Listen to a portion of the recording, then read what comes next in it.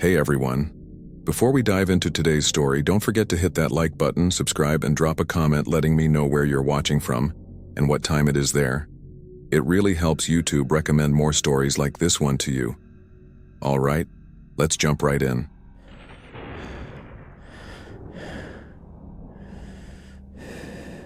The second the elevator doors opened, I knew something was wrong. It wasn't anything dramatic. No screams, no blood. Just a feeling. Like when you walk into a room right after a fight and the tension's still in the air, hanging like smoke. Floor 9 smelled like dust and rot, old carpet, stale air, and something else I couldn't place. Almost like wet cardboard mixed with mold. But the weirdest thing. The hall lights were flickering like crazy, every bulb buzzing and stuttering, like they were seconds away from dying. I checked the order again. Apartment 9B, leave at door. Do not knock. $23.47. A large cheese pizza and garlic knots. Nothing unusual about that. But what was unusual was that this building wasn't supposed to have any active deliveries. I worked for a small local pizza place, and we blacklisted a bunch of addresses in the city, places that prank us, don't tip, or are just flat out abandoned. And 9B was on that list. I know because I've been here before. Months ago. Back when I first started, I had a delivery for the same unit. 9B. I got there and the manager stopped me in the lobby, dead serious, and said, "Turn around. No one lives there. That apartment's sealed." He even showed me on the system. The unit was officially unoccupied, tenant deceased, no forwarding address. The door had been boarded up, supposedly, but now, it wasn't. It looked totally normal. Slightly scuffed beige. Door, little metal peephole. The number 9B screwed in crookedly like someone installed it while drunk. I stood there, holding the pizza box, sweating under my jacket. The hall was cold. Unnaturally cold for an apartment building. And completely silent. No TVs. No muffled conversations. Not even plumbing noise. Just that dim buzzing from the lights above me and the thud of my heart in my ears. Then I saw it. The peephole was dark. And then at WASN single quotes D. Someone was standing behind it. I didn't see them move, but the darkness in the peephole shifted. Like a figure had just stepped into place behind the door. Watching me. My mouth went dry. I cleared my throat. Pizza delivery? I said, my voice echoing too loudly in the quiet hallway. No response. I glanced back down at the order. The instructions repeated. Do not knock. Leave at door. So I did. I placed the box gently on the floor, stepped back, pulled out my phone to mark it as complete. But then the app glitche like dash seriously glitched. The moment I hit delivered, the screen flickered black. Then it booted back up, and a new message popped up right on the app. Not a text. Not from the system. Just 6 words typed into the delivery notes field that hadn't been there before. Come in. It's not locked. I just stood there, reading it over and over. I hadn't touched the door. I hadn't even tried the knob. I didn't want to. I started backing away when I heard it. Click. The doorknob turned. Slowly. Deliberately. But the door didn't open. Not all the way. Just enough to creak about an inch. Just enough to let warm, musty air roll out into the hallway and hit me in the face. It smelled wrong, like old clothes in a damp closet. And something underneath that something sickly sweet. I turned and walked. Ran back to the elevator, but it was already going down. I mashed the button anyway, glancing over my shoulder at the barely open door of 9B. Still cracked. Still watching. Still waiting. The stairs were my only option. 9 flights down in a building that felt like it was slowly suffocating. But when I reached the 3rd floor, I stopped dead. There was another pizza box on the landing. Same box, same label, same exact order. Cheese pizza, garlic knots, but this one was cold. Completely untouched and stone cold. I leaned closer, and that's when I saw the receipt. The date was 4 weeks ago. Same address. Same instructions. Same driver name. My name. I grabbed the box, heart hammering. This wasn't mine. I hadn't been here in a month. I'd never delivered this order before today. Except apparently I had. I dropped the box and bolted the rest of the way down, out through the rusted lobby doors, and didn't stop until I hit the parking lot. Back in my car, I sat there with my hands gripping the wheel so hard they hurt. I checked the app. The delivery still showed as active. Still said, at drop-off. The completed status had disappeared, and a new message had appeared under customer feedback. You forgot something. Come back. The moment I stepped through the side gate, I regretted accepting the order. The backyard was too quiet. No traffic noise. No TV. Just wind and that weird crackle you only hear when a house has been still for a long time. The drop-off instructions were burned into my brain by now. Come through side gate. Basement door. Do not ring bell. Leave food inside. Close the door behind you. If that doesn't scream get murdered, I don't know what does. I was supposed to deny it, trust my gut like I've learned to do. But it was a $22 payout for a single stop, and I'd been working 4 hours without a tip over $3. So I said screw it and took the job. Now here I was, walking past a broken garden gnome and a dead bush, holding a bag of chicken vindaloo and garlic naan, toward a house that looked like no one had lived in it for a decade. The grass was high, like it had swallowed the front lawn. Shingles were peeling. One shutter hung sideways, swaying just a little in the wind. But what really made me pause was the light. There was none, not from the windows, not from the porch, and definitely not from the basement. Still, the door was exactly where the instructions said. It'd be set low into the back wall, under a warped wooden awning. The paint had long since peeled off, leaving the wood gray and soft-looking. I couldn't explain why, but the doorknob felt used, worn smooth. I stood there holding the food bag, listening. Nothing. I glanced behind me. No lights. No movement. Just that weird, drowned silence. I knocked, even though the instructions said not to. One soft knock. Not loud. Just enough to let someone know I was there. Still nothing. But then right as I started to turn away, I heard it click. The doorknob turned from the inside. I froze. Breath shallow. The door creaked open slowly. About 6 inches. Just enough for warm air to leak out and hit my face. It smelled like dust. Like wet stone. And maybe something faintly metallic. I waited. No one stepped forward. No one said anything. Just that open gap waiting. And maybe I imagined it, but I thought I saw something move deeper inside. A shift in shadow, too low to the ground to be a person. Crawling maybe. I should have left. Instead I cleared my throat. Hello, I said. I've got your delivery. No answer. Screw it. I set the bag on the concrete just past the doorway. Right inside. I didn't step in. Not even 1 foot. But the moment I placed it down and turned to leave, the door slammed shut. Hard. Like slammed. A burst of air hit my back from the force of it. I turned around fast, heart in my throat. The door was now shut and locked. I know because I tried it. Just to make sure. The knob didn't budge. The hairs on the back of my neck stood straight up. No one ever came to get the food. No voice said thank you. Nothing. I speed walked back to the car, trying not to look like I was running away like a coward. Back in the driver's seat, I pulled up the delivery app and tapped complete.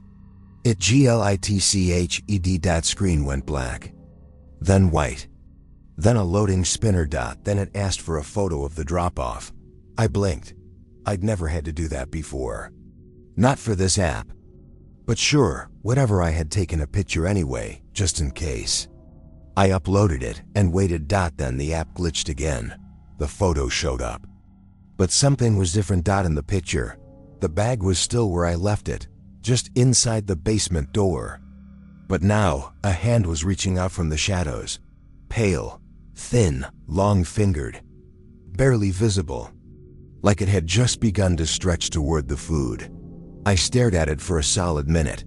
I know that hand wasn't there when I took the picture, and it was way too low to the ground.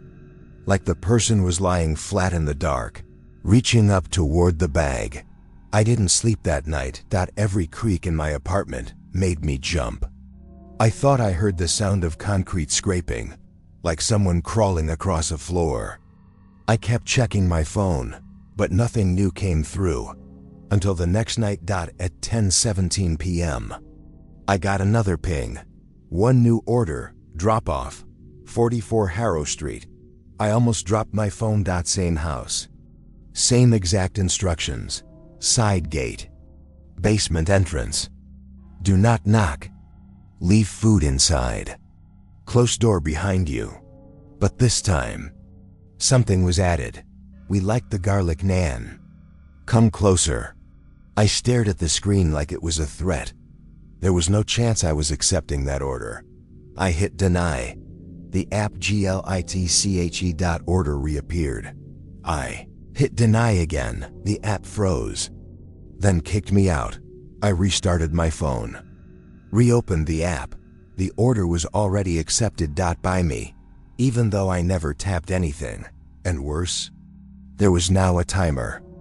Ada, 12 minutes, and the map showed my car already en route. Part 2, the map said I was on my way. Only, I wasn't driving. I was standing in my apartment.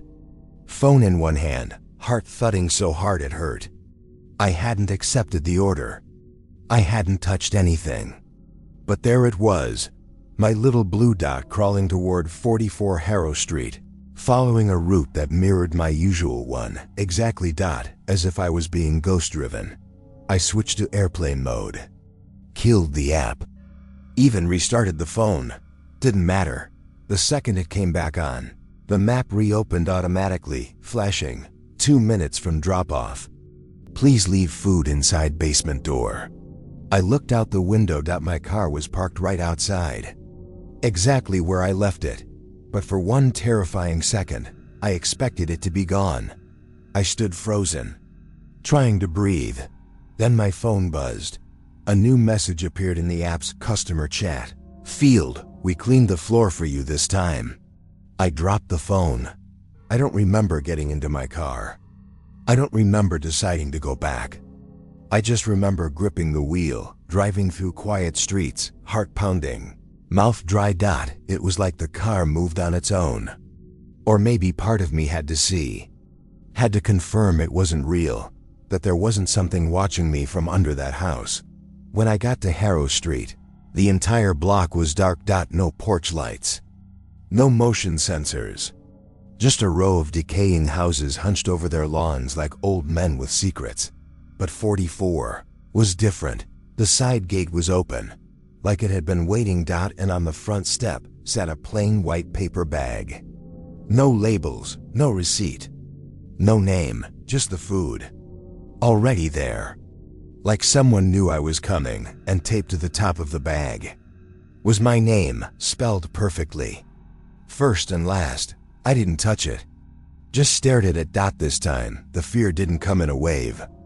It sank in slow, like cold water through clothes. I walked around the side of the house. The overgrown grass dragged against my jeans. The air was damp.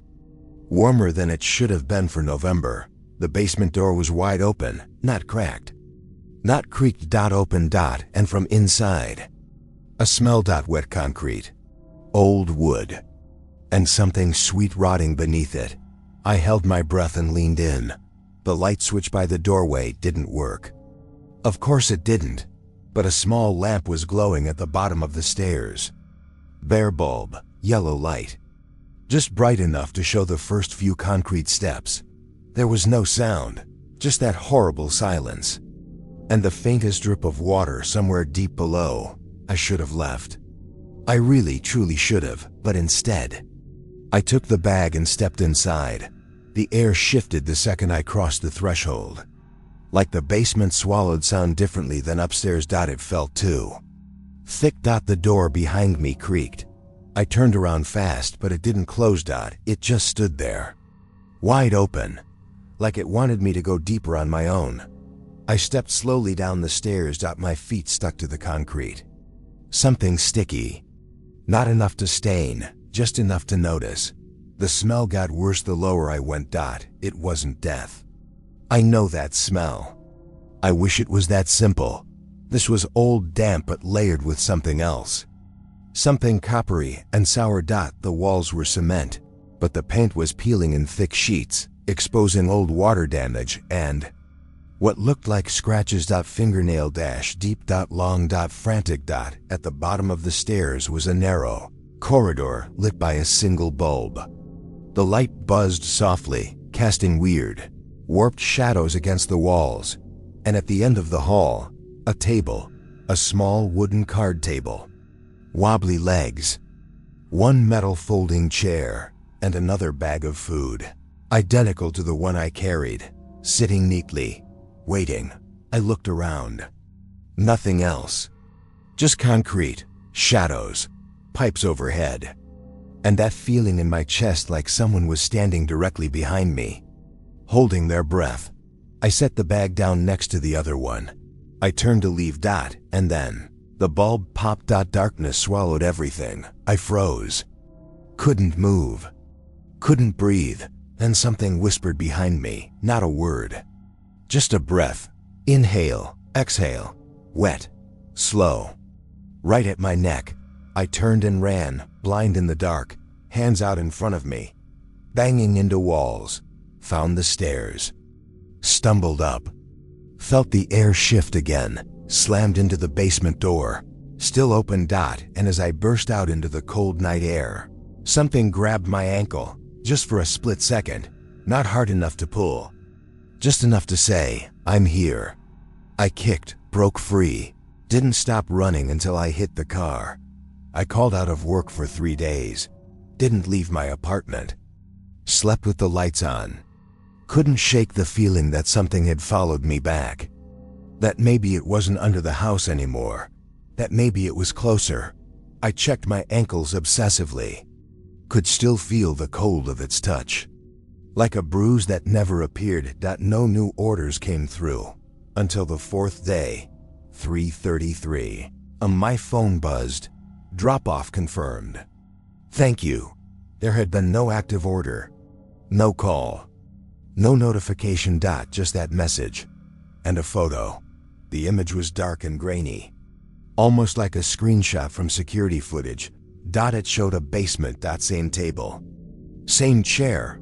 But now, someone was sitting in the chair, head tilted to the side. Hands resting in their lap. Face pale. Eyes blacked out from the camera glare. They wore the same uniform shirt I did. Same badge. It looked like me, but slumped. Still.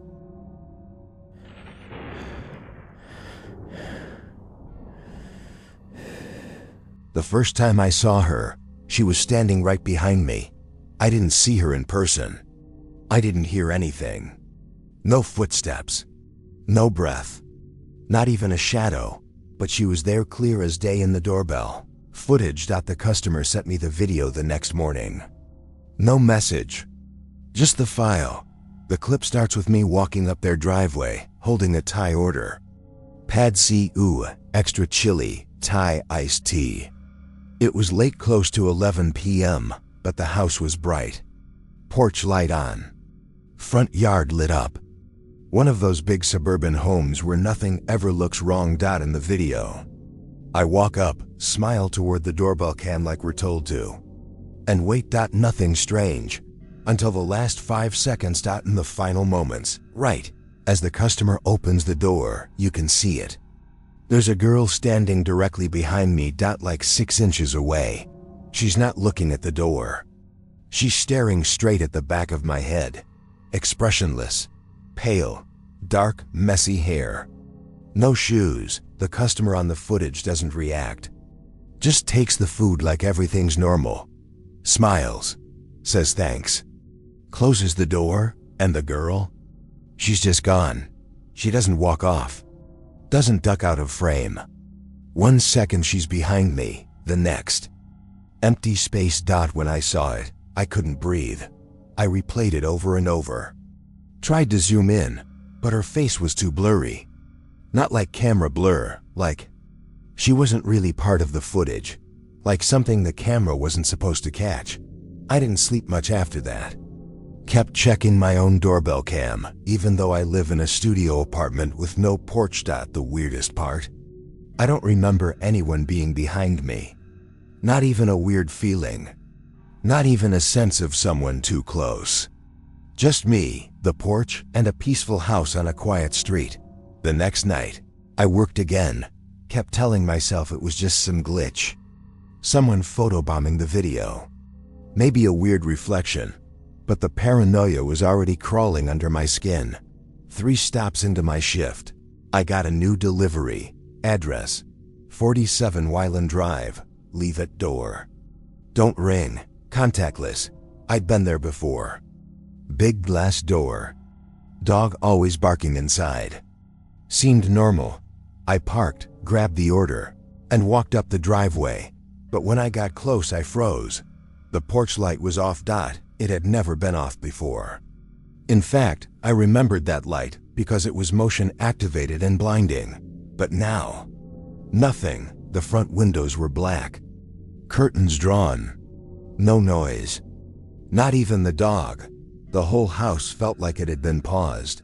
I set the bag down, took a photo, and turned to leave, and that's when I heard it. The screen door creaked open behind me. I turned fast, but it was shut. Totally closed. I stood there, chest tight, scanning every window.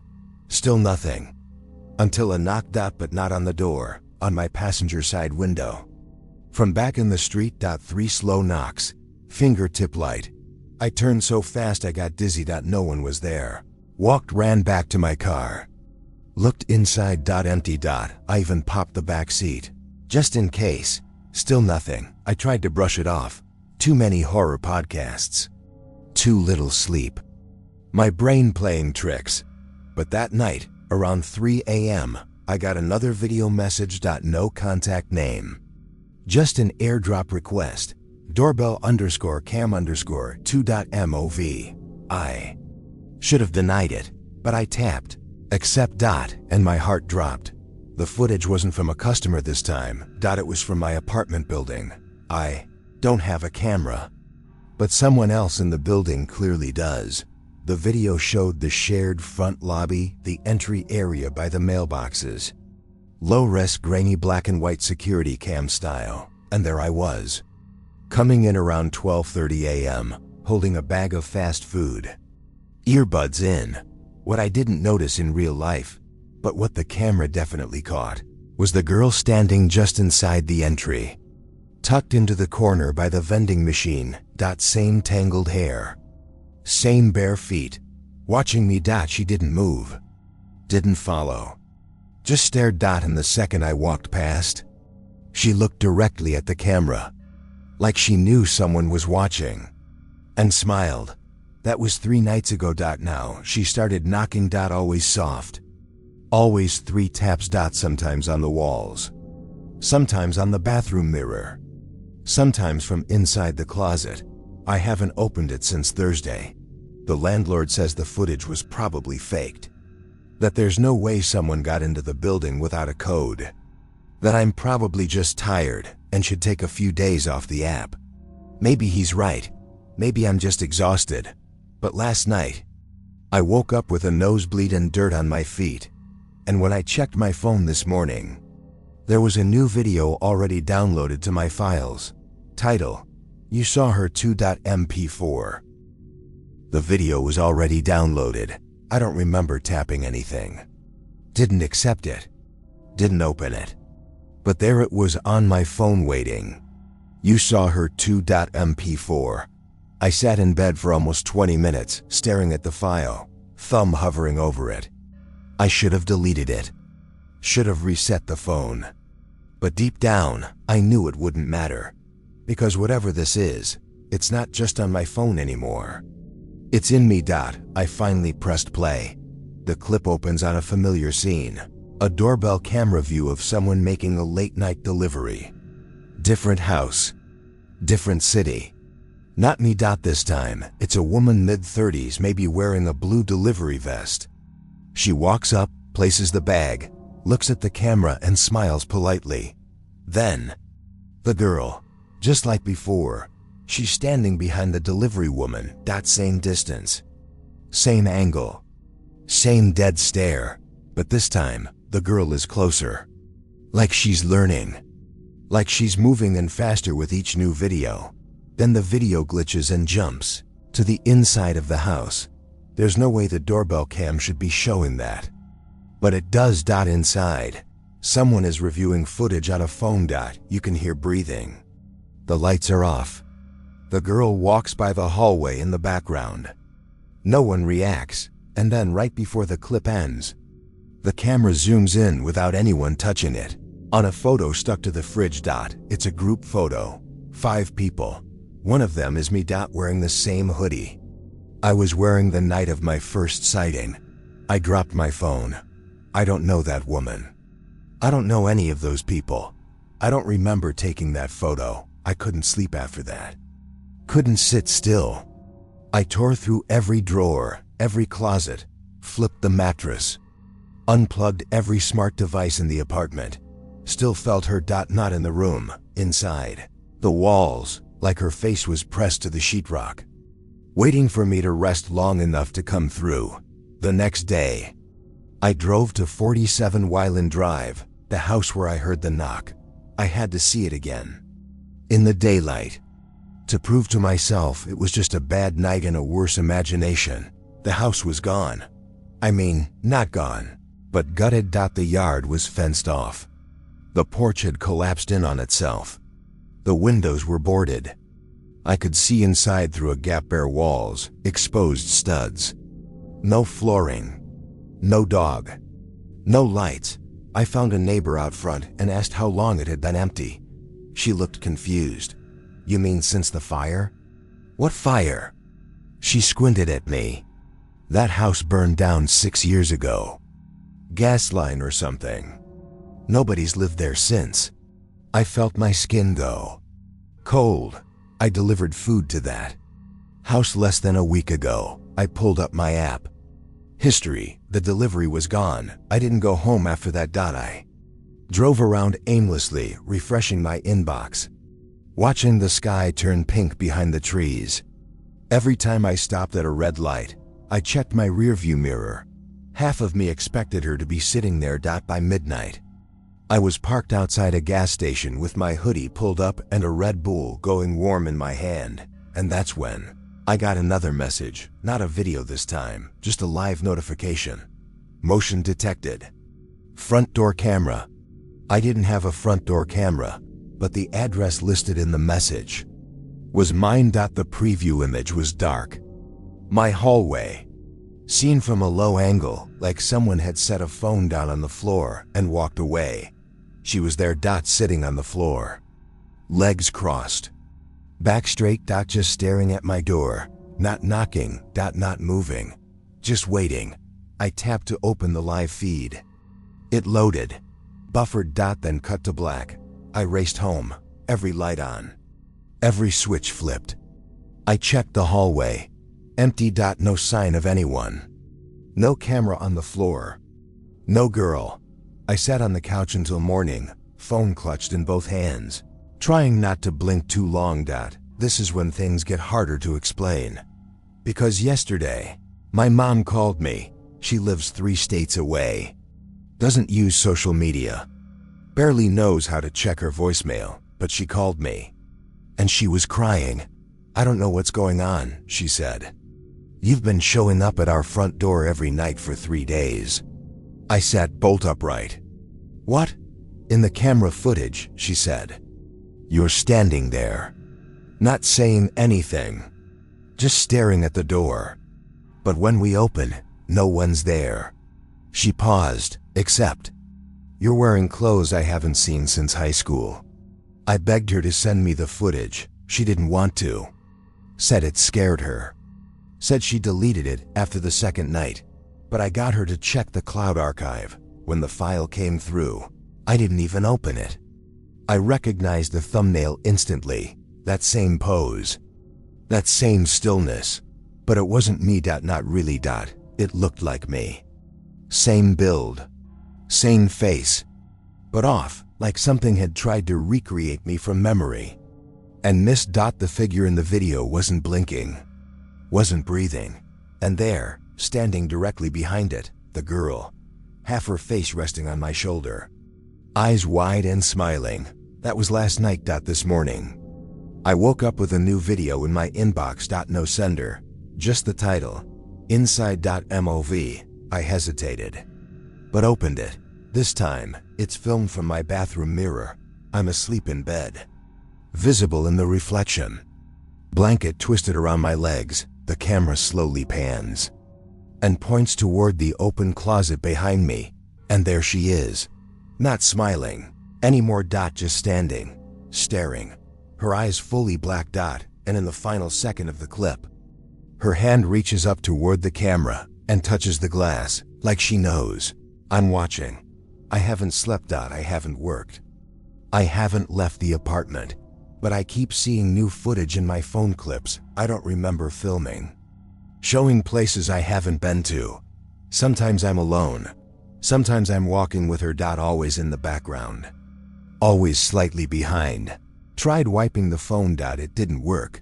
The videos just come back, sometimes before I even unlock the screen. Tonight, I got another notification. No file name. Just 4 words. Check your front door. I don't want to look. I don't want to open it. But I'm typing this from my hallway floor. Staring through the peephole. And I swear, I just saw my own face staring back from the other side. But not me now. Me from 2 weeks ago. Smiling. And over my shoulder. Just barely visible. Her. She's always there. And I think she's almost done watching.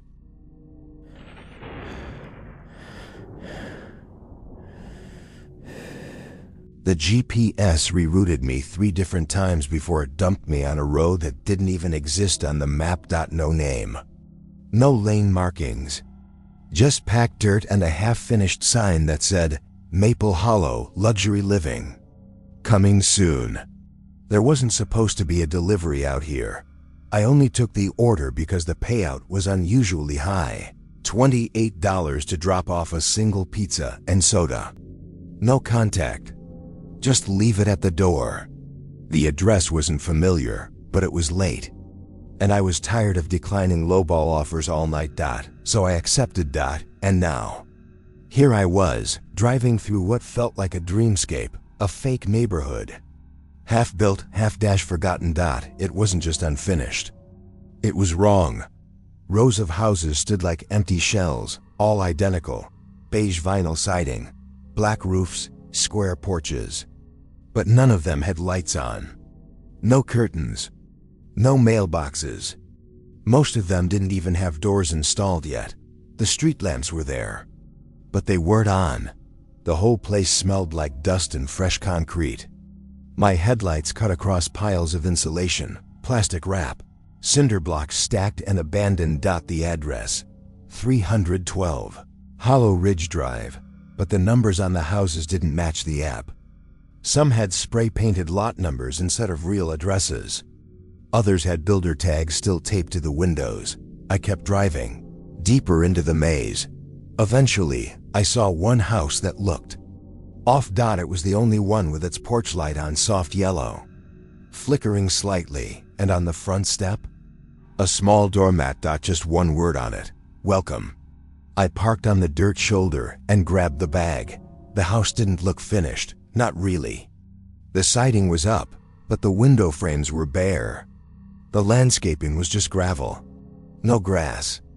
No fence, but there was a door. A real one, closed, clean white paint. Doorbell installed.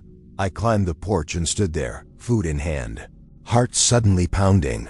The light above me buzzed faintly. I didn't knock. I didn't ring. I just placed the bag on the mat, stepped back. and pulled out my phone to take the photo for proof. As I framed the shot, I saw something in the phone screen that made me freeze. There was a person standing behind the door. Their shadow moved across the frosted glass. No lights inside, just the porch light catching their outline. But they didn't open the door. They didn't even move, just stood there, watching. I didn't look up. I just hit delivered, turned, and walked back to the car. But when I opened the door to get in, my phone buzzed. New message from customer. That wasn't the right house. I looked at the address again. 312 Hollow Ridge Drive. I checked the pin. Was parked exactly where the GPS told me. I looked back at the porch. The shadow was gone. I drove further down the road. Slower this time, trying to make sense of it.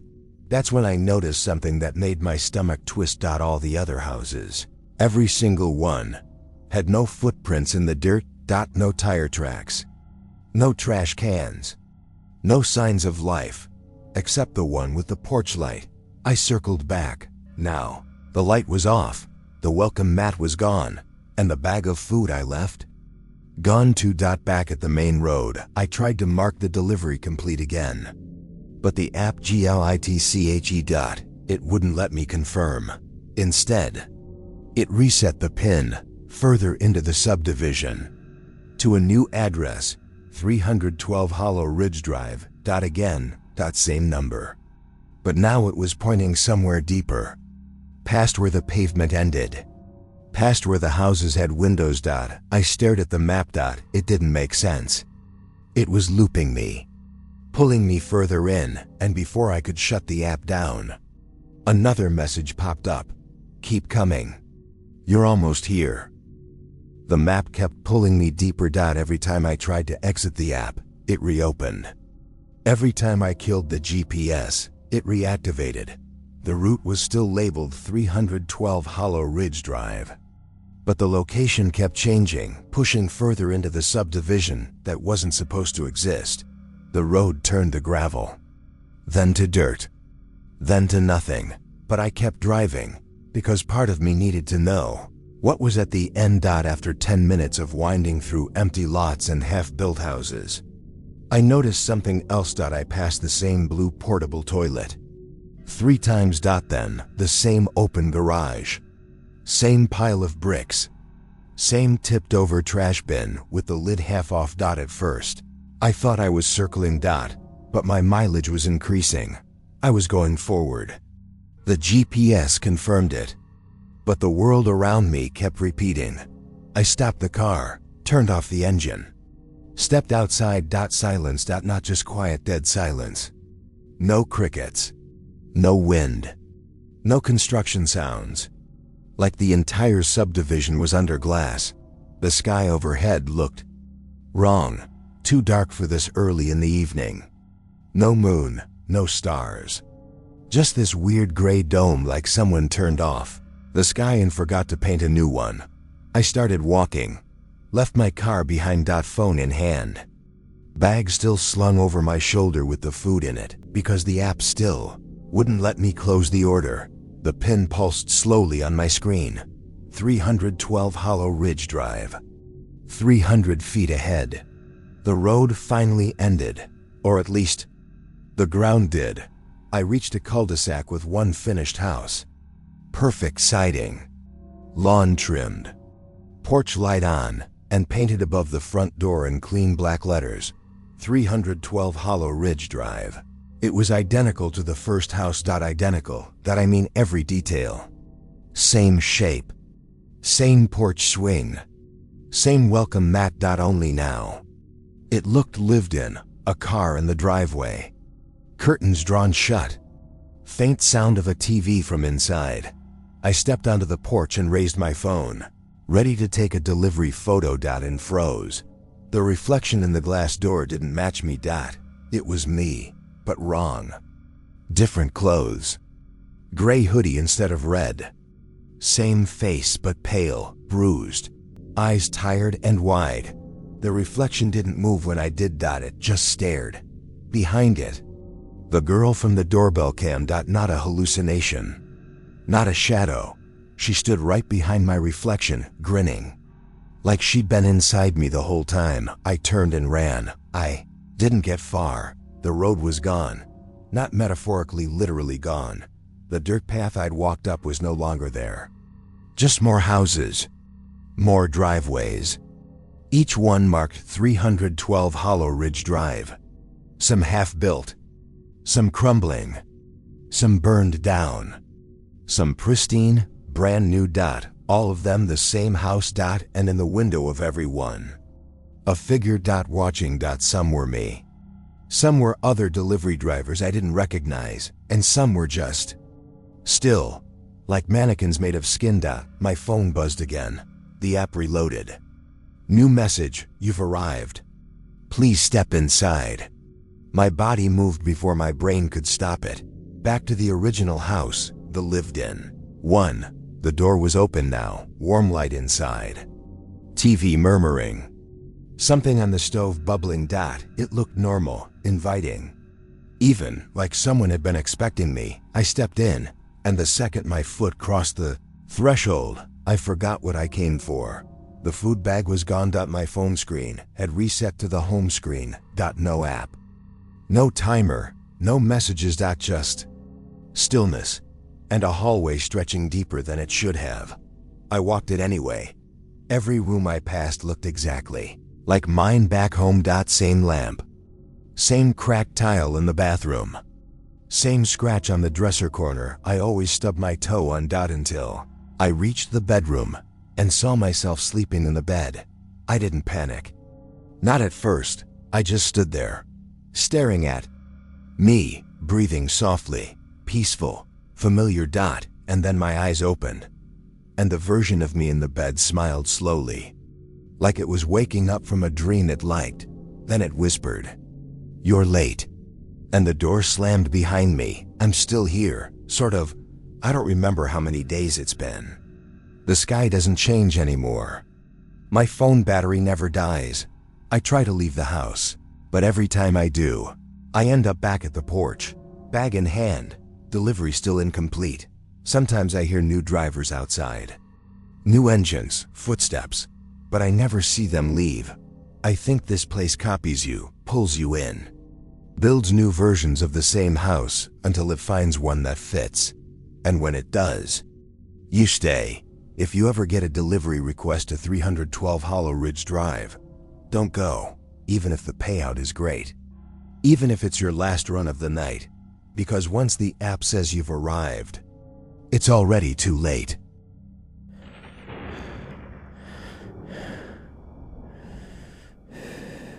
The first time I delivered to him, I thought it was a mistake.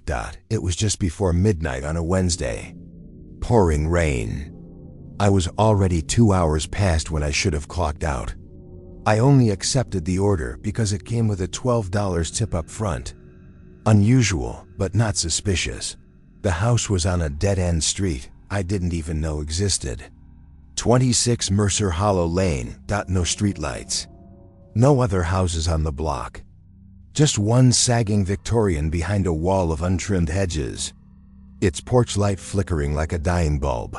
I parked, killed the engine, and sat there for a second. Just listening to the rain hammer the windshield. The house gave off that kind of feeling you only get from places that have been alive too long, like it was watching me back. The order was simple. One large sausage pizza. No drink, no sides. Paid in full through the app. Delivery note just said, "Leave on porch." Knock once. When I got to the door, I did exactly that. Set the pizza down. Knocked once. I turned to go, then heard the door creak open behind me. I froze. Slow footsteps on warped floorboards. A soft grunt, like someone with lungs full of dust. I didn't turn around until I heard a voice rasp, "You forgot your tip." He held out a small paper bag. I wasn't about to argue, but something about the way his hand trembled made me pause. I stepped forward, took the bag. It was heavier than I expected, dense. When I looked up to thank him, he'd already closed the door. Back in my car, I opened the bag. Inside were 5 human teeth. Old, yellowed, one with a metal filling. All different sizes. No note. No explanation. Just teeth. I didn't report it. I don't know why. Part of me thought it was a sick joke. Maybe some freak who thought it'd be funny to prank a minimum wage driver. But then the second order came, 3 nights later, same house. Same time of night. Same exact pizza. No tip this time. But the app forced the order through even when I tried to deny it. And when I got there, he was already standing on the porch. Waiting. He didn't speak. Just held out the bag again. This one was smaller, lighter, only 1 tooth this time, smooth, polished, still warm. I wanted to throw it, scream, demand an explanation, but instead I asked, "What is this?" He looked me dead in the eyes and said, "You keep coming back. You've earned it." Then turned and went back inside. That night, I had a dream I bit into something hard in my sleep. Woke up to blood on my pillow. One of my own molars, cracked straight down the middle. After the cracked molar, I stopped delivering for 3 days. Didn't answer calls. Turned off the app. Sat in the dark eating soup and Googling things like teeth curses and symptoms of possession. None of it helped. The dream came back every night. Always the same. I'm chewing. Something soft gives way. Then the crunch. Then blood. Then I spit a tooth into my hand, and it's not mine. It's black. Smooth and smiling. By the 4th day, I thought maybe I was just sick, sleep deprived, stressed, losing it. So I turned the app back on, told myself I'd only take normal orders. Apartment buildings. Real addresses. Nothing after 10 p.m., but that night, the first ping I got, 26 Mercer Hollow Lane, unskippable, no decline option. Just, you're already on your way. I tried to reroute. I even pulled over and force-closed the app. Didn't matter, the GPS rebooted. Turned my route around. Every road fed me back toward Mercer Hollow like it was the only place left in town. By the time I reached the street, the porch light was already on. And this time, so were the others. The whole block, which had been empty just a week ago, now had houses on both sides. Same style. Same age. Same soft yellow porch lights flickering in sync. All of them watching. I slowed to a crawl. And one by one, shadows stepped onto the porches. Men. Each. One holding a paper bag. Each. One staring directly at me. I couldn't breathe. Floored it.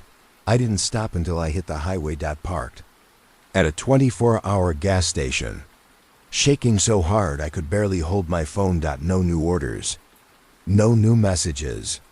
No explanation. Just the app blinking softly with one single line of text. Tips left inside. I didn't want to go back. I shouldn't have gone back. But that word inside kept ringing in my head. Because I'd never been inside the house. And now I felt like that was the point. The next night, I went back. No pizza. No app. No uniform. Just me, a flashlight, and a knot in my stomach that tightened with every step. The porch creaked under my feet like it remembered me. I knocked once. No answer, but the door slowly opened on its own. Inside smelled like iron and mildew. Wallpaper was yellowed, curling at the corners. The floor slanted slightly, like the whole house was tired of holding itself up. I stepped inside. Dozens of photos lined the hallway, all of delivery drivers, some smiling, some clearly caught off guard, some staring into the camera like they didn't know where they were. And there, near the end of the hall, was me. My face, printed in black and white, but older, more sunken, hollow-eyed. Like someone had taken a photo of my future and framed it. I turned to leave. But the door was gone, just gone. The hallway stretched behind me now, longer than the house should allow. I moved forward, because I had no other choice. The rooms on either side were filled with mirrors. All broken. Not shattered, cracked just enough to distort. and in every reflection, my teeth looked wrong. Too sharp. Too many. Like they were shifting the more I stared. In the final room, he was waiting. The man. The same one from the porch. But younger now. Sitting at a table covered in paper bags. Dozens of them. Labeled with dates and names I didn't recognize. He slid one toward me. "Open it," he rasped. I didn't want to. But my hands moved anyway. Inside were more teeth. But not just loose this time. Full set. Upper and lower. Each one stamped with tiny letters on the underside, like serial numbers. Where did these come from? I asked, my voice barely a whisper. He smiled. "You brought them." I woke up in my apartment. Floor cold. Mouth dry. No memory of how I got back. Thought it was a dream. Until I went to the bathroom. And found a paper bag on the sink. No label. Inside. 5 teeth. Fresh. One still had blood on the root. And when I checked the mirror, one of my own was missing. That was last week. Now. Every morning, there's a new bag on the windowsill. On my pillow. Inside the fridge. And every time I check, another one of my teeth is gone. I don't feel them fall out. There's no blood. Just space, like I was born missing pieces. And the bags are giving them back. I tried to quit. Tried deleting the app. Switched phones. Didn't work. It's not in the app anymore. It's in me. Sometimes I wake up in the car, parked outside Mercer Hollow. Engine still warm. Radio playing static. Sometimes I wake up at home, but my hands smell like garlic and cardboard grease. Sometimes I wake up with dirt under my nails. Teeth in my pockets, and a delivery confirmation notification on my phone. No address. Just the words. Tip left inside. If you're a driver and you ever get a call from 26 Mercer Hollow Lane, don't go. No matter what it offers. Because once you take his tip, he starts taking pieces of you.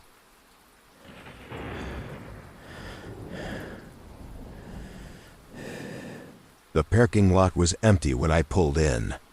No lights, no noise. Just the skeleton of Pine Hill Hospital looming in the dark.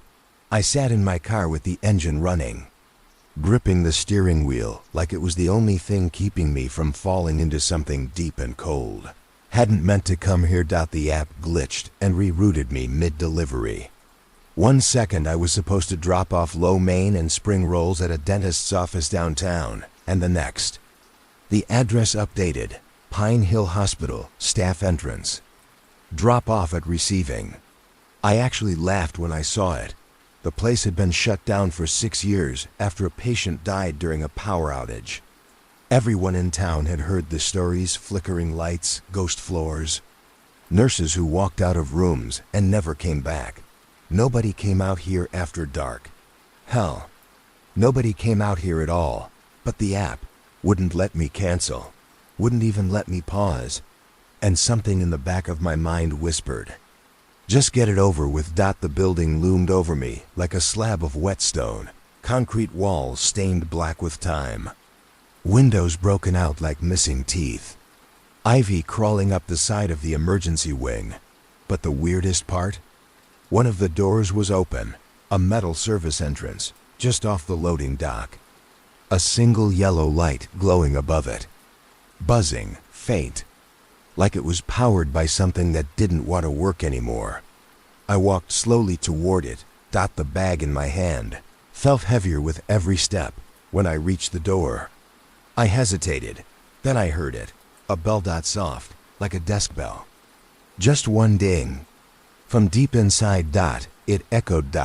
And then nothing. The instructions said, "Leave food in receiving," which I assumed meant the back hallway where deliveries used to be dropped off. I figured I'd step in, leave the bag by the desk, and be back in the car in under 30 seconds. So I stepped inside. And the door closed behind me. The first thing I noticed was how warm it was. The outside air had been cold, maybe in the 40s, but inside Pine Hill, it felt like summer. Heavy, thick warmth that clung to my skin. The second thing I noticed was the smell. It wasn't rot. It was bleach. Industrial. Like someone had tried to scrub something horrible away and failed. My shoes squeaked on the old tile as I walked. The hallway stretched forward, lined with half-covered bulletin boards and curled safety posters. Wash your hands. Keep your ID visible. Ask for help. Every room I passed had its door open, just a crack. Every crack was dark. I told myself not to look inside. Just deliver the food. Take the picture. Get out. But then the lights flickered. Not just one. All of them. In sync. Like something took a breath.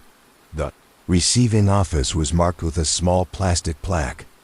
Room 14B. I stepped in. The desk was still there, warped and dusty. Metal file cabinets. A rolling chair with one wheel broken. I set the bag down. Took out my phone. Snapped the picture. But right as I clicked upload, my phone screen glitche. And the lights went out. Stood completely still. Couldn't hear anything but my own breath. Then a soft ding. The desk bell again, but this time it came from down the hall. From somewhere deeper inside. I should have turned and run. I wanted to, but I stepped out of the office and turned right toward the sound. The hallway was darker now. Like the air had thickened. I turned on my phone flashlight. The beam caught old patient charts curled on the floor. Wheelchair tracks. Scratches along the wall, low and frantic. Like someone had been dragged. The bell dinged again. Closer. Then something moved. Figure just at the edge of my light ducking into a side room. I called up before I could stop myself. Hello? No answer. Just the sound of elevator doors opening. Soft, distant. Mechanical. Impossible. This place hadn't had power in years, but I heard it. I followed the sound. At the far end of the hall was the main elevator bay. One of them was open. The light inside flickered. A faint hum vibrated from the shaft like it was alive. The panel glowed dim red. B1 was pressed. Someone, or something, was calling the elevator from below. I should have run. Instead, I stepped in, and the doors closed behind me. The second the elevator doors shut, I knew I'd made a mistake. It didn't lurch or ding.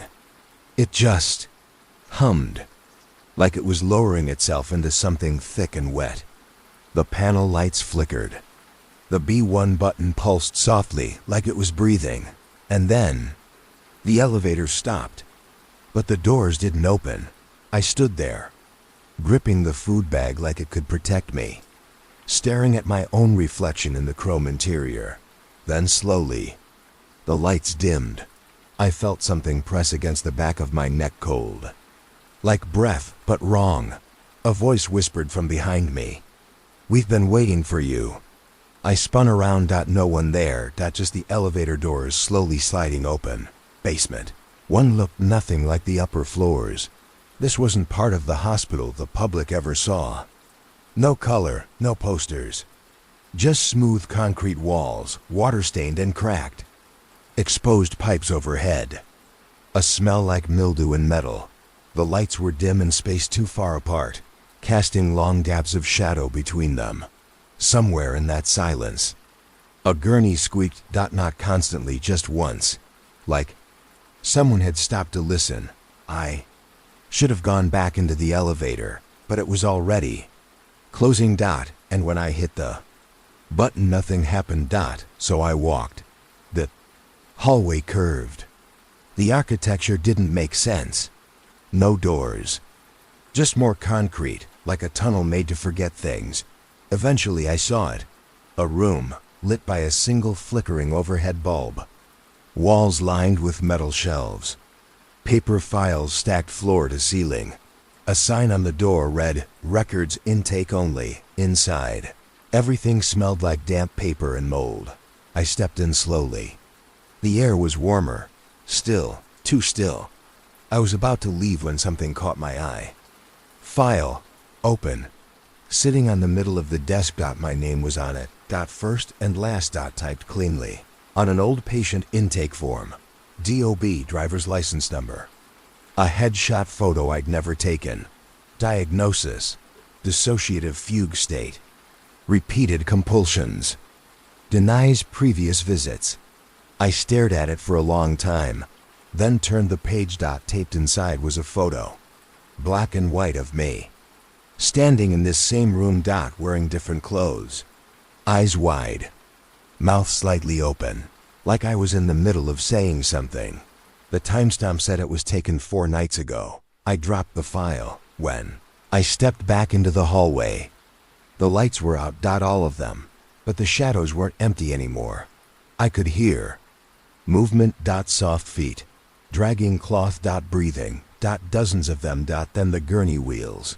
Again, closer now, rhythmic, patient. And a voice from behind me. Your shift's not over. I ran, I don't know for how long. The hallway felt endless. The walls started to look warped, stretched. Doors I didn't remember passing were suddenly slamming shut on their own. Alarms buzzed without lights. The air felt thick enough to swallow sound. Then I saw a red exit sign glowing at the end of a hallway like a lighthouse. Pushed the door open and burst outside, except I wasn't outside. Was standing in the lobby. Daylight streamed through the cracked windows. Dust motes floated lazily in the light, and across the room, someone was standing at the check-in desk, wearing my jacket. Their back was to me, but I knew it was me. Same haircut, same shoes. They were talking to the receptionist, who I hadn't seen when I first arrived. She looked bored, chewing gum, clicking her pen. Then I turned around and stared straight at me. We locked eyes. I opened my mouth to speak, but he walked right past me like I wasn't there. And then I was alone. Again. I don't remember driving home. I don't remember unlocking my apartment door, but I woke up the next morning with my work shirt still on, dirt under my fingernails, and the smell of bleach in my sheets.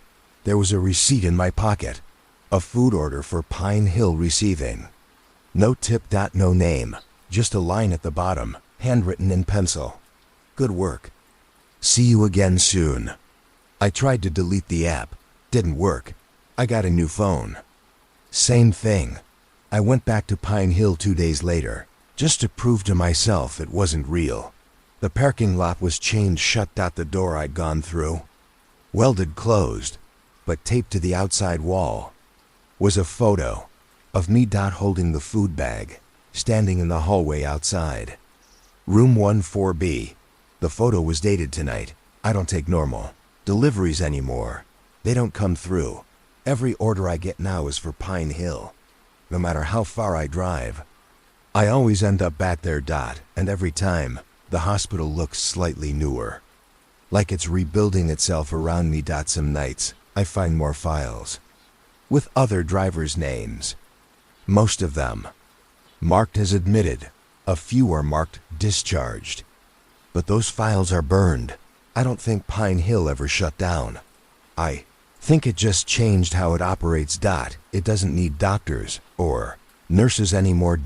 It just needs us. The ones who bring things in, who follow instructions, who return when asked. And if you're reading this and you get an order to a hospital that shouldn't exist, you have 2 choices: deny it. Or show up on time and leave your own name on the desk. Because if you don't, they come looking.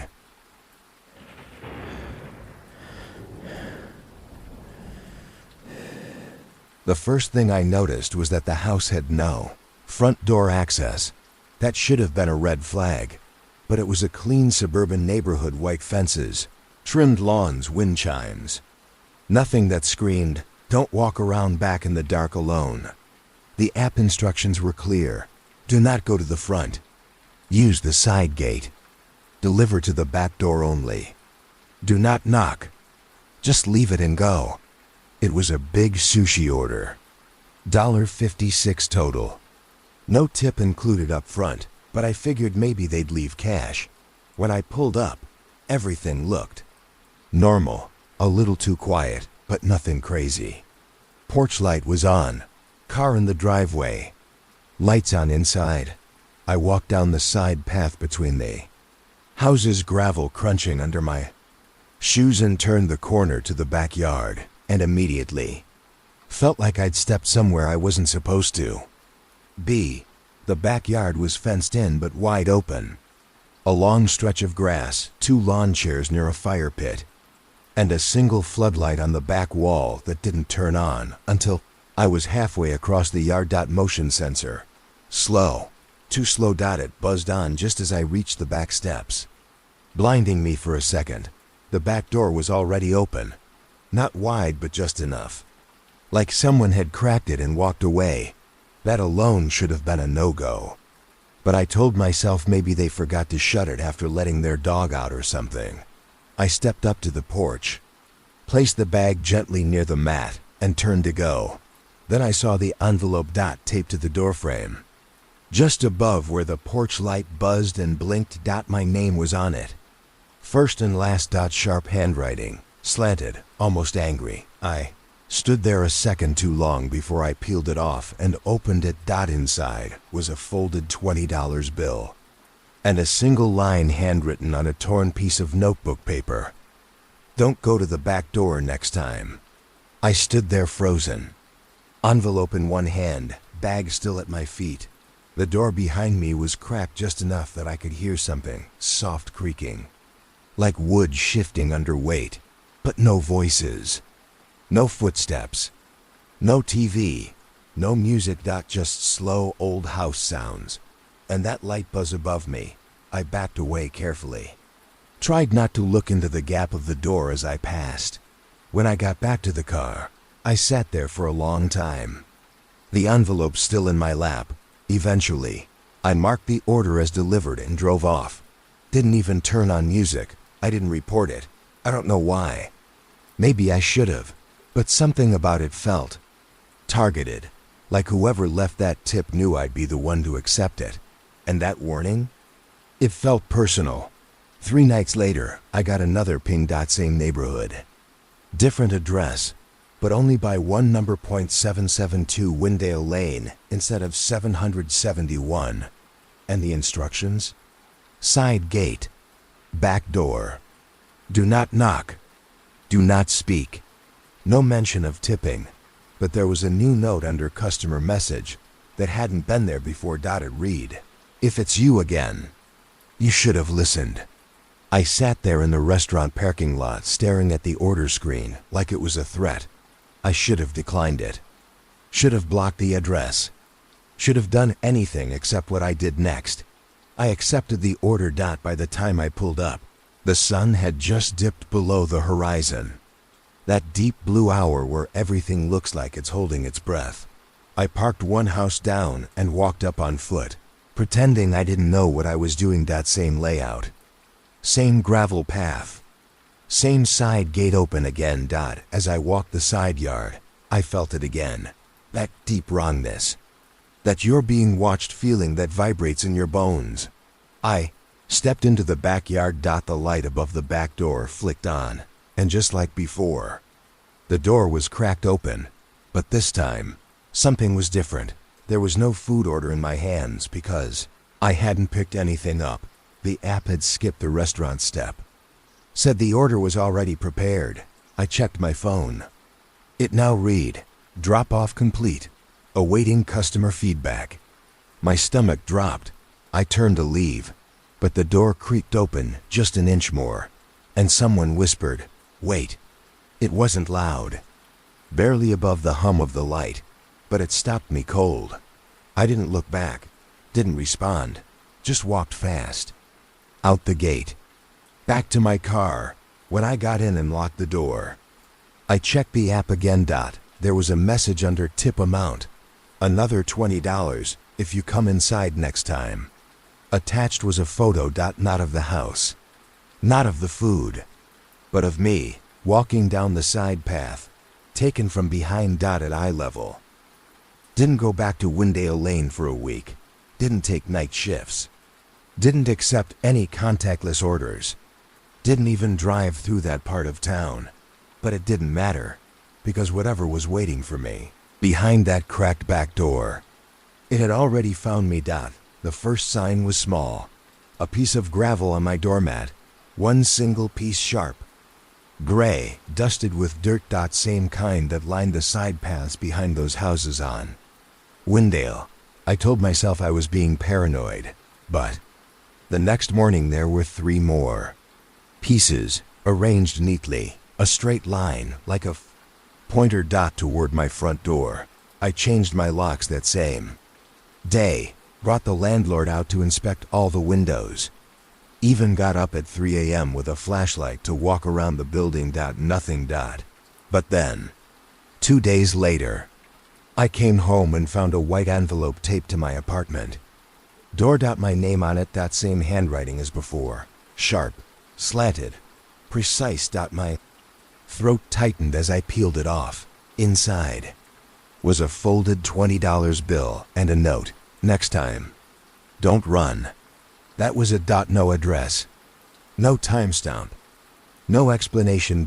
Just those 4 words, and that $20 bill felt heavier than metal. I didn't tell anyone. Not friends. Not family.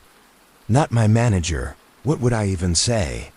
Somebody tipped me once, warned me about their own house, and is now leaving cash on my door like a breadcrumb trail? Yeah, no doubt, so I pretended nothing was wrong. But I stopped sleeping. Not really sleeping, more like passing out for an hour at a time. Waking up drenched in sweat, convinced someone was standing outside my window. A few nights. I swear I heard it, those same quiet footsteps I heard. Behind that cracked back door. Slow, careful, trying not to be heard, and a rustling, like fingers brushing against the siding. The next big sign came during a shift. It was a normal order apartment complex across town. But when I got back into my car afterward, I found something in the passenger seat. A wrinkled piece of notebook paper, folded twice. My hands shook as I opened it. You looked into the door last time. That's why we followed you home. I dropped it like it burned me. I hadn't looked inside, had I? I replayed that moment in my mind, standing in the backyard. The door cracked open, a whisper drifting out. Maybe I did glance in. Maybe just for a second. Maybe just enough to see the outline of someone standing too close. Or crouching low.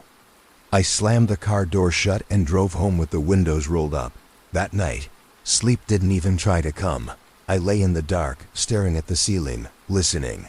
The building creaked. The fridge hummed. And then, unmistakably, I heard it. Soft footsteps on the gravel outside my bedroom window. Crunch, pause, crunch. Someone was pacing. Slowly. Right under my window. I didn't breathe. Didn't move. The crunching stopped. A long silence. Then a whisper, barely audible. You're still awake. My heart slammed so hard it hurt. I didn't look. Didn't open the blinds. Didn't move until sunrise. The next morning, I found another envelope wedged in the car door handle. No name this time. Inside was a $50 bill and a message. Tonight, don't answer the door. No matter what. Nothing else. The handwriting was shakier this time. Almost frantic. Like whoever wrote it was in a rush or afraid. My brain was split in two. Half of me wanted to burn the note. The other half couldn't stop thinking about it. What did "don't answer the door" mean? What was going to happen? Who was warning me? And who were they warning me against? I sat in my parked car for almost an hour, staring at that note until the ink started to blur from the sweat on my fingers. I didn't go to work that day, called in sick, closed the curtains, sat on the couch with the lights off, phone in hand. Nothing happened. Not at first. Then, at 10:17 p.m., there was a knock. 3 soft taps, like someone testing the wood. Not urgent, not aggressive. Just patient. I froze, didn't move, didn't breathe. Another knock, same rhythm. Then a voice. Man's voice, but wrong, like he was pressing his lips right up against the crack of the door. Hey, you forgot your order. I swallowed hard. I hadn't delivered anything in 2 days. Silence. Then the voice again, this time softer. Like a breath. Come outside. I didn't move, didn't even blink. Then something slid under the door. A folded receipt. I could see the corner of it poking out. Trembling slightly, hands shaking, I pulled it toward me with my foot.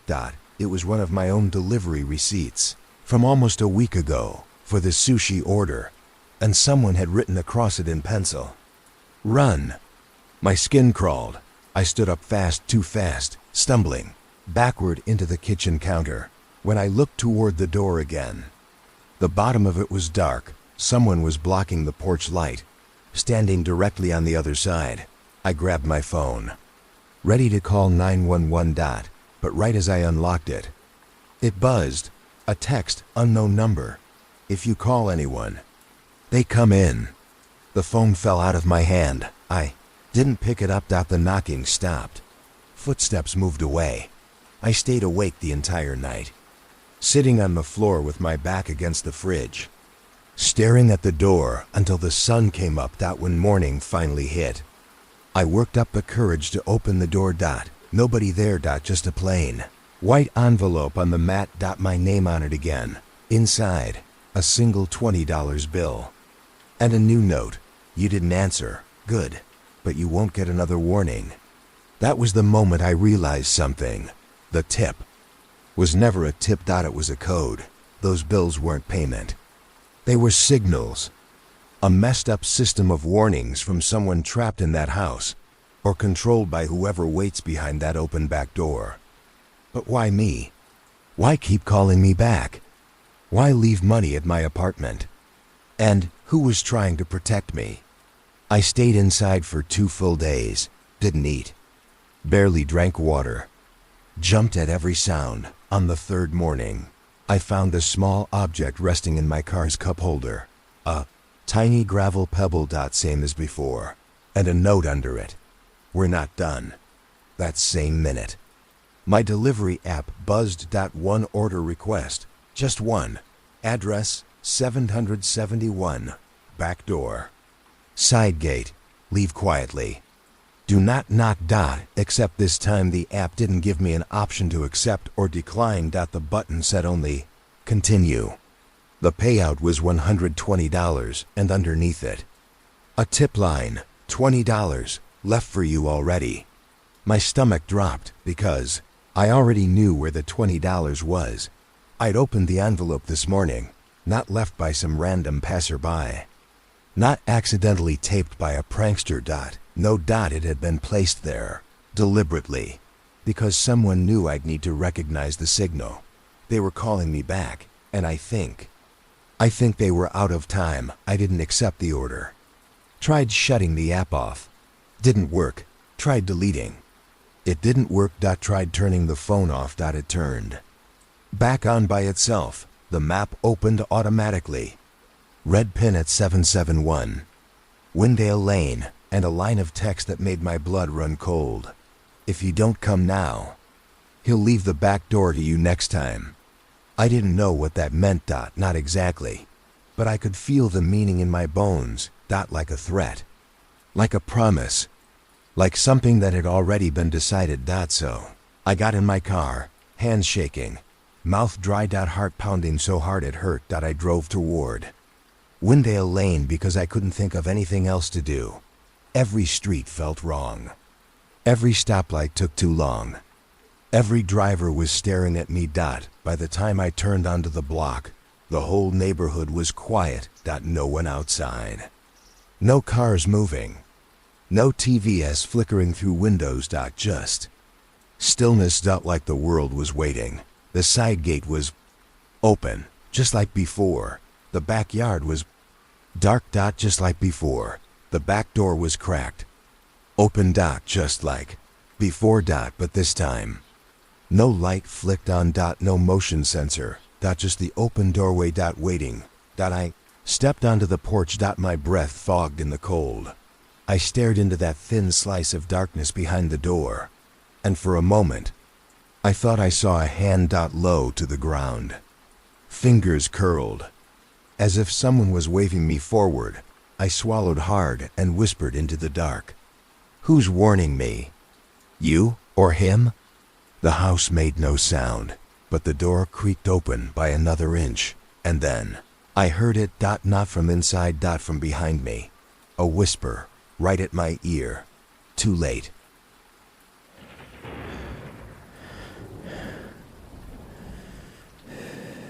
The whisper hit my ear like a match strike. Too late. I spun around, fast heartbeat exploding, ready to see someone standing behind me. No one. Just the cold air and the empty yard.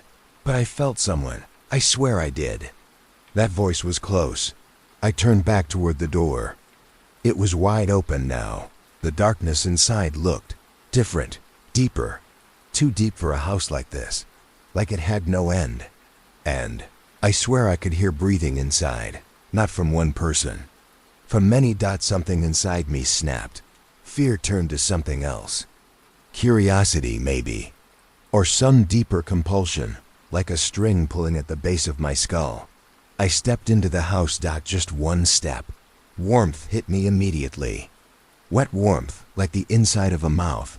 And then silence. The kind that presses against your eardrums like a vacuum. I took another step. And another. The door behind me creaked closed on its own. But I didn't turn around. I walked deeper into the kitchen, toward the only light. A dull yellow glow from under a closed door at the end of the hall. The whole place smelled like plastic wrap and rotten rice. Like takeout left to rot in corners no one cleaned. As I approached the lit door, something scraped softly behind it. I raised my hand to knock, but remembered the first note. Don't go to the back door next time. This was the back door. Now I was inside.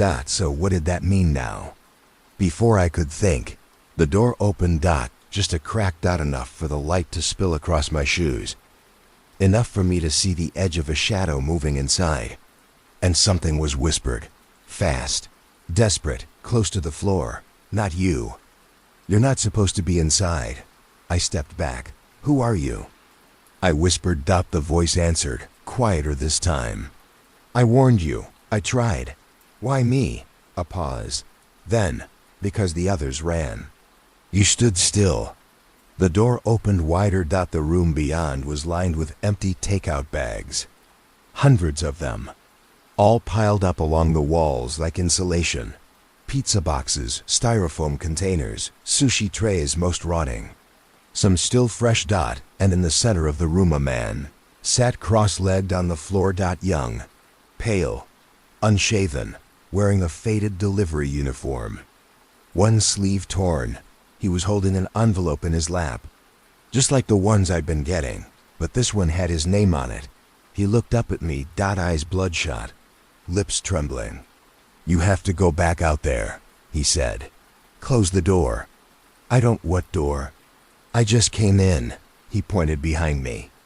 I turned. The back door was gone. There was only a wall now. No frame, no knob, no way out. He stood up slowly, legs shaking. You took the money, he said. You kept the notes. That makes you part of it now. Part of what? He didn't answer. He reached into his pocket and pulled out a folded note, hands trembling. He handed it to me. I opened it. Same handwriting, but smaller, more frantic. Every time someone accepts the delivery, a door opens. Every time someone ignores the warning, it opens wider. One day, it won't close. He doesn't knock to be let in. He knocks to get out. If you've seen him, it's already too late. My mouth went dry. You've seen him? I asked. The man nodded once, slowly. How do I stop it? You don't, he said. But maybe the next person can. If you leave them a note. He stepped toward me, pressed an envelope into my hand. My name was on it again. But this time, the letters were blurred, smudged, almost melting. Before I could ask another question, the floor beneath me shifted. Just a small tremor, like something deep underground had rolled over in its sleep. A creak echoed through the walls. Not wood, not the house. Something older. The man went rigid. He's awake, he whispered. And then he turned and bolted toward the far wall. I tried to follow, but the lights blinked out, for just a moment. And in That moment of total darkness, I felt something grab my wrist. Not hard. Not violent, but with a kind of ownership, like it was just taking back what was already its. When the lights came on again, I was alone. No man, no room of bags. Just the hallway. And in my hand, the envelope still sealed. I stumbled toward the front of the house. Found the door, pulled it open, outside. It was morning. Somehow. I stepped out into the street. No cars, no people, no sound. I walked to my car in a daze and found a takeout bag. Already in the passenger seat, receipt stapled to the top, blank. No customer name, no address. No items listed. Just 3 words in that same handwriting. Deliver this next. That was 3 days ago. I still haven't opened the bag. I don't sleep anymore. Can't. Every night around 3 a.m. I hear it. Knock. Knock. Knock. Always from somewhere behind me. Closet, window, sometimes from under the bed. He's getting closer. I started finding envelopes again. In my fridge, my mailbox, inside my shoes. Each with a single $20. Each one saying the same thing.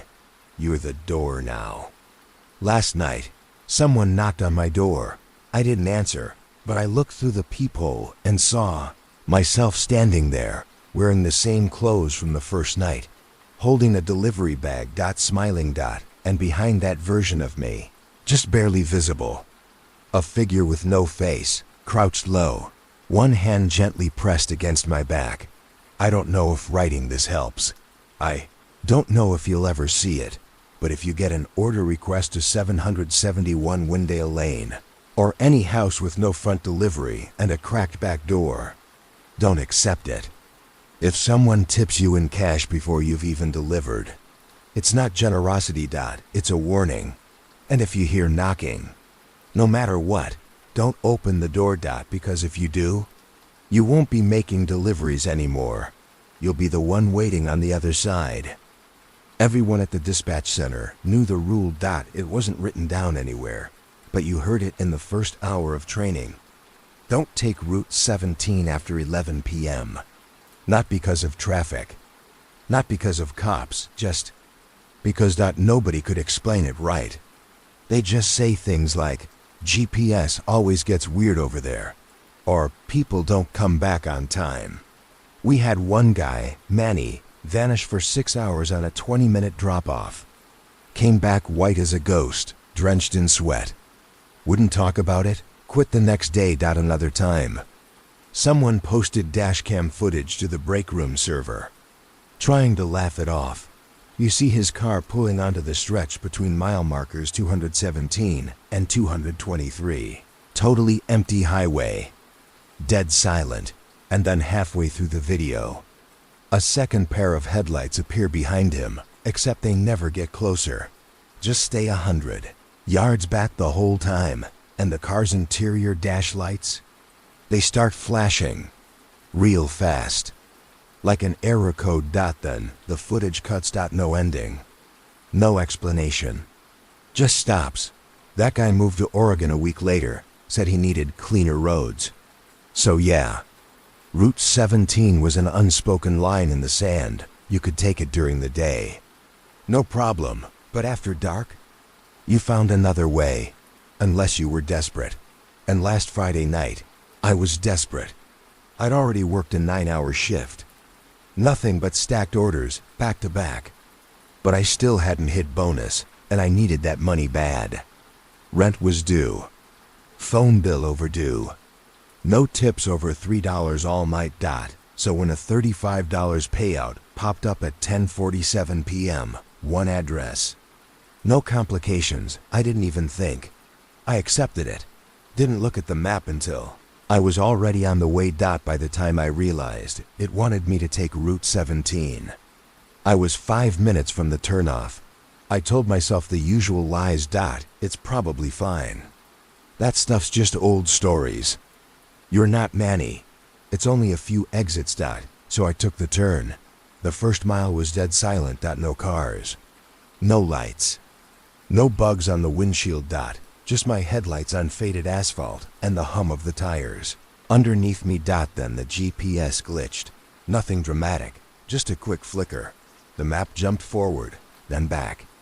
The screen said rerouting. Even though I hadn't missed anything, when it stabilized, the ETA had vanished. Just a spinning wheel and the word, searching for signal. I kept driving, because what else was I supposed to do? The road stretched on mile marker 218. I glanced in the rearview mirror, out of habit, and paused.